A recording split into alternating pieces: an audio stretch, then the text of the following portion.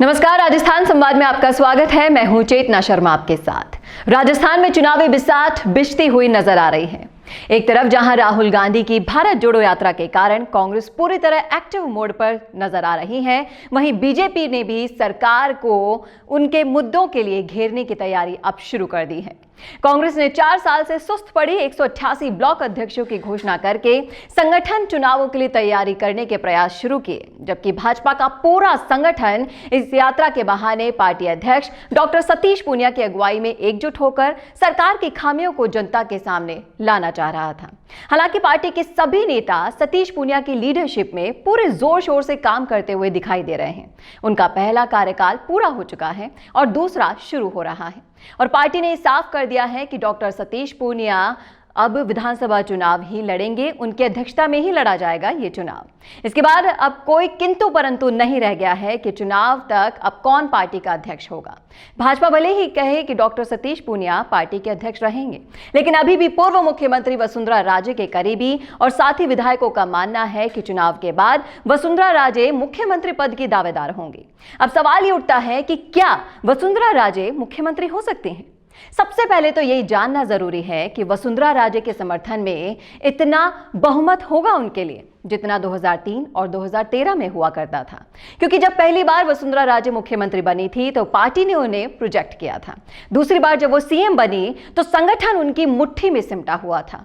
फिर चाहे कोई भी उस टाइम पार्टी अध्यक्ष बना हो, चाहे वो गुलाब चंद कटारिया हो, ओम माथुर हो, अरुण चतुर्वेदी हो या फिर अशोक परनामी हो।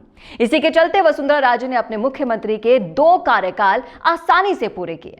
लेकिन बीच में जो पार्टी के पक्ष में रहे, तभी राष्ट्रीय अध्यक्ष राजनाथ सिंह के समय में साल 2009 में नेता प्रतिपक्ष पद को लेकर वसुंधरा राजे ने अपनी ही पार्टी को आंखें दिखाई और इनके समर्थन में भाजपा के अधिकांश विधायक इस्तीफा लेकर दिल्ली तक चले गए थे।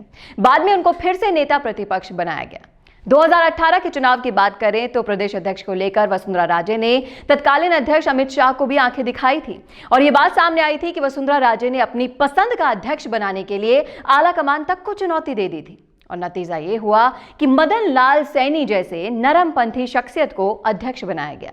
हालांकि उनका असामयिक निधन होने के बाद फिर से अध्यक्ष वाला मुद्दा उठ खड़ा हुआ था और लगभग 84 दिनों तक खींचतान चली, और आखिर में संगठन ने वसुंधरा राजे की राय को पूरी तरह से दरकिनार करके संगठन प्रिय डॉक्टर सतीश पूनिया को पार्टी का अध्यक्ष बनाया। सितंबर 2019 से सितंबर 2022 तक उनका पहला कार्यकाल पूरा हुआ, और पार्टी सूत्रों का दावा है कि इस साल भी वसुंधरा राजे ने अपनी ही पसंद का पार्टी अध्यक्ष चुनने के लिए पार्टी पर दबाव बनाने का प्रयास किया था। लेकिन संगठन ने इस बार भी उनकी पसंद को ताक पर रखकर डॉक्टर सतीश पूनिया पर भरोसा जताया और उन्हें फिर से एक बार पार्टी की कमान सौंपी। तो इससे स्पष्ट हो गया है कि पार्टी चुनाव तक किसी भी सूरत में अध्यक्ष नहीं बदलेगी, और इसी सिलसिले में वसुंधरा राजे और उनके समर्थक विधायकों का रवैया पार्टी की तरफ रूखा हो गया है, और करीब 1 दर्जन विधायक वसुंधरा राजे के खास माने जाते हैं, जबकि हारे हुए विधायक भी बीजेपी की यात्रा को समर्थन नहीं दे रहे थे। अब सवाल ये उठता है कि वसुंधरा राजे जैसी दिग्गज नेता की ऐसे दिन क्यों देखने पड़ रहे हैं उन्हें? क्या वजह है कि 17 साल तक एक छत्र राज्य करने वाली इतने बड़े कद वाली राजनेत्री को ऐसे हाशिए पर कौन धकेलना चाह रहा है? आखिर क्या वजह है कि राजपूतों की बेटी, जाटों की बहू और गुर्जरों की समधन माने जाने वाली इन तीनों जातियों को बहिष्कार का सामना करना पड़ रहा है? हम बताते हैं आपको कि इसके पीछे क्या सच है। आपको याद है 2003 के वो चुनाव जिसमें पहले वसुंधरा ने परिवर्तन यात्रा निकाली थी। उस वक्त पूरे प्रदेश में वसुंधरा ने अशोक गहलोत के सरकार के खिलाफ जो माहौल बनाया था वो वाकई काबिले तारीफ था। उन्होंने गहलोत सरकार को पूरी तरह से निकम्मी करार देते हुए एक परिवर्तन की आंधी तक चला दी थी।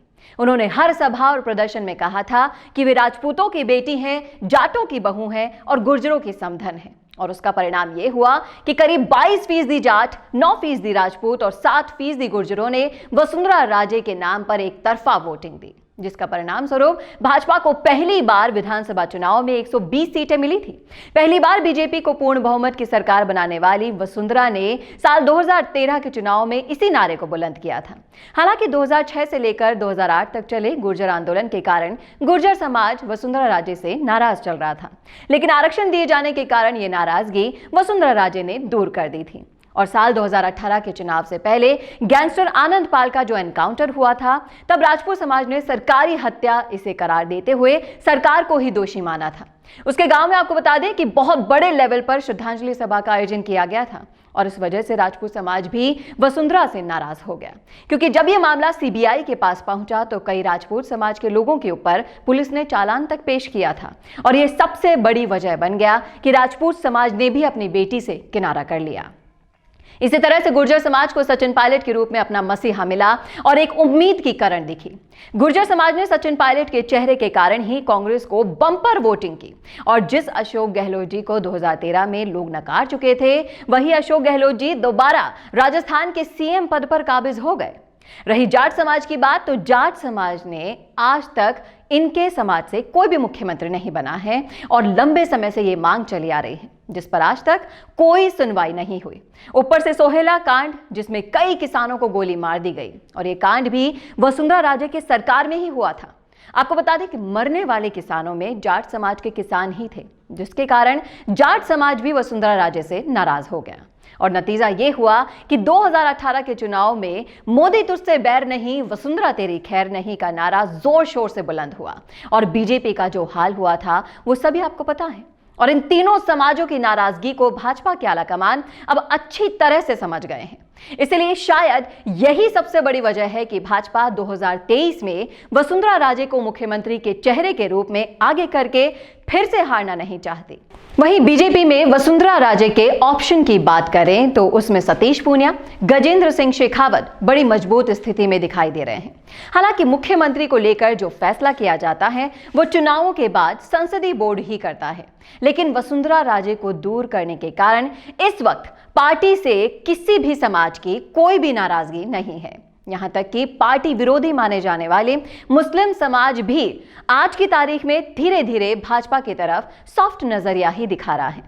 कहने का मतलब यह है कि भाजपा में 2 दशक तक राज करने वाली वसुंधरा राजे जिन समाजों की वजह से सत्ता के सिंहासन पर बैठी थी, अब उन्हीं समाजों की नाराजगी की वजह से सत्ता की सीढ़ियां उतर गई हैं और इससे तय है कि वसुंधरा राजे के समय अब राजस्थान की राजनीति में समाप्त हो रहा है। क्या है आपकी राय, क्या है आपका सोचना, क्या आप भी हमसे सहमत हैं? सब कुछ लिख डालिए कमेंट बॉक्स में, क्योंकि आपकी राय हमारे लिए बहुत मैटर करती है। और इसी तरह के और वीडियोस देखने के लिए जुड़े रहिए राजस्थान संवाद के साथ। नमस्कार।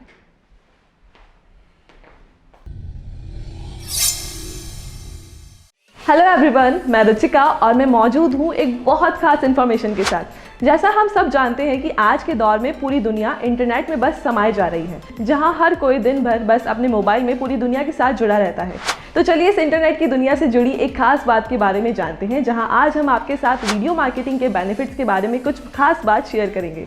अगर आप अपनी कोई सर्विस और प्रोडक्ट का ऐड करना चाहते हैं तो हमारे साथ जुड़कर बहुत आसानी से ये कर सकते हैं। वीडियो मार्केटिंग एक ऐसा जरिया है जहां आप बिना किसी झंझट और टेंशन के आसानी से ऐड कर सकते हैं। वीडियो मार्केटिंग के बहुत से फ़ायदे हैं। सबसे खास बात यह है कि आप टाइम को काफ़ी ज़्यादा सेव कर सकते हैं और बहुत आसानी से कंपनी या बिजनेस से जुड़े हुए इन्फॉर्मेशन मार्केट या क्लाइंट तक आसानी से पहुंचा सकते हैं और इस काम में हम आपको पूरा सपोर्ट करेंगे।